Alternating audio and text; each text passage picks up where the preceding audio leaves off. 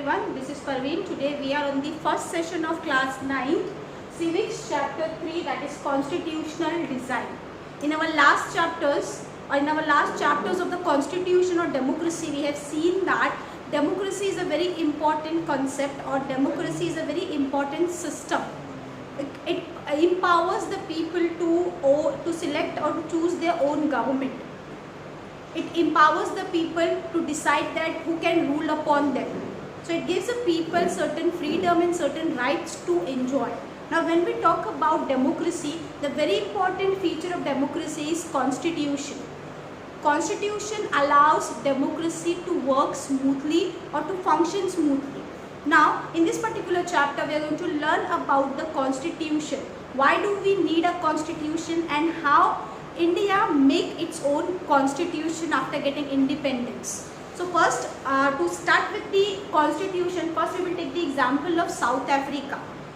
In South Africa, the great leader of South Africa, that is Nelson Mandela, who was greatly inspired by the idea of Satyagraha given by Gandhiji. And he was a leader of South Africa. He fought against the apartheid regime in South Africa. Apartheid regime means there is a racial discrimination in South Africa between blacks and whites. Whites are having an aristocracy and they are suppressing the black people. So to fight against those apartheid, Nelson Mandela fought for the apartheid regime. So first we will take the example of South Africa, that how they fought with the apartheid regime and how they declared themselves as a democratic country and how their constitutional design has been implemented. So over here, when we talk about democratic constitution in South Africa, Nelson Mandela, he was created a National Congress Party in South Africa, and he was an African leader, and he fought against apartheid regime. As I have told you, apartheid regime means there is a period of a time in South Africa when there is a white aristocracy and white people are suppressing the black people, and they are making an injustice things for the black people. So to fought against those apartheid and to fought against those racial discrimination, Nelson Mandela come forward and he make one party to fight with those apartheid and to make a country, democratic country, where everyone is equal. So for doing this and for fighting against the apartheid, he and other 7 leaders were sentenced to life imprisonment for 28 years. For 28 years, Nelson Mandela and his followers or his supporters, or you can say his leaders, are there in a jail, and 28 years of life imprisonment he was there in a jail from 1964 to 1992. But from jail also he fought against the apartheid, and finally apartheid regime was defeated in 1994 and South Africa was declared as a democratic country, and Nelson Mandela became the first president of South Africa. And he created, after making South Africa a democratic country, he created a constitution in South Africa. He framed a new constitutional framework in South Africa which provides an equal rights to all the individuals, which provides an equal opportunities to each individual, which abolishes the discrimination between, or the racial discrimination between blacks and whites. And Nelson Mandela on that time also announced or also approached the black people, that black leaders decided to forgive the white people for their aristocracy, because they want a democratic country which is equal for all. They don't want discrimination, they don't want racial discrimination like apartheid regime is having. So they make South Africa as a democratic country, and a new constitution has been created so that each and everyone becomes an equal, and each and everyone get an equal opportunity and equal rights as a citizen of a South Africa.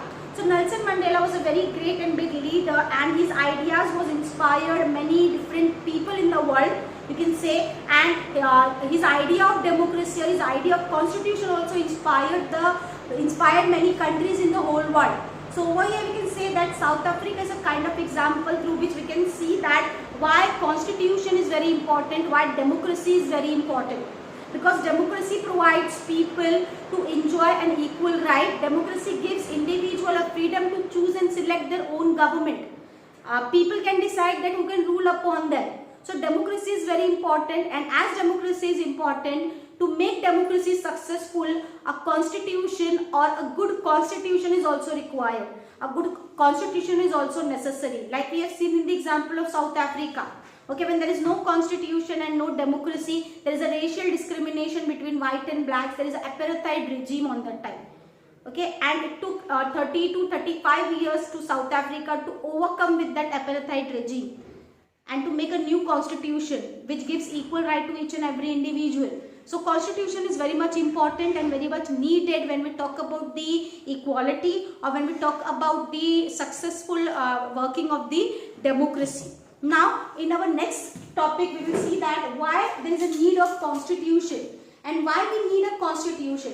First of all, you can say that constitution guarantees a degree of trust and coordination among the people which is necessary for different kind of people to live together. We can take an example of India. As we live in India, India is having unity in diversity. That means India is having a different kinds of people who are living in India. There are different kinds of people who follow different religion. They have different culture. They have different values.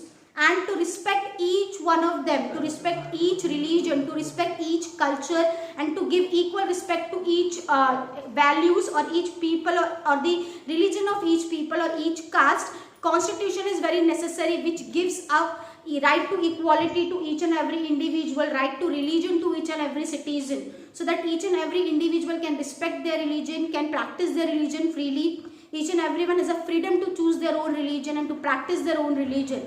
Everyone is equal in the eyes of law, irrespective of their caste, religion, creed, gender, and so on. So over here we can say that constitution is very much essential because it guarantees people equality, it guarantees people freedom, it makes people to trust upon the constitution, it makes people to trust upon the government which they are selecting, which they are choosing by elections. So it gives trust and coordination, it gives trust to the people so that there is a good coordination among the different kind of people who live in a country. So there is no conflict between those individuals or those different kinds of people. It maintains peace and stability in a country. Next need of the constitution, it specifies how the government will be constituted. Our constitution gives us each and every point through how we can elect the government, and after electing the government, how government can create itself, how government can govern the country. Like our constitution is a process of election. Through that process only our elections have been conducted. After conducting the election, there is a rule written in the constitution how government can be made, who can be a prime minister, how parliament can be made, how the members of parliament can be elected. All these things have been written in the constitution so that through the help of the constitution, government can govern its rules. Government can govern smoothly or government can function smoothly. Government can do its work smoothly for the country and for the betterment of the country. Next one, you can say that it lays down limit on the government. It gives certain powers to the government, that how government can run the country, but it also limits the power of the government through separation of power and division of power. There is a division of power, like in India we are having central government, state government and local government. So that each and every government should have a check and balance situation, so there is no misuse of power. And each and every leader, like Prime Minister, Chief Minister, President, everyone is having a certain power given by the Constitution, and it also has certain limits on their power, so that they cannot misuse the power. Next one is it guarantees certain fundamental rights to its citizens, so that people will have a security that they are living in a democratic country and they are having a certain rights or certain freedoms, so that they can live freely, they can enjoy their freedom. So fundamental rights have been given to the citizens, right, like right to equality, right to freedom, right to religion, right to education, right to equal opportunities. All these fundamental rights have been given to its citizens. And the last one is it expresses the aspiration of people. It aspires the people, it inspires the people, it makes a dignity of a people. It creates a dignity of a people, so that people will enjoy certain rights, and people also have a right to elect their own government, and government is working under the will of the people. So like that, these are the 5 need of the constitution, because of which constitution is required and constitution is needed in each and every country. I hope you have understood what I have taught you in this session. In our next session, we will see how India has started with the constitution, or how in India constitution has been made. Till then, thank you.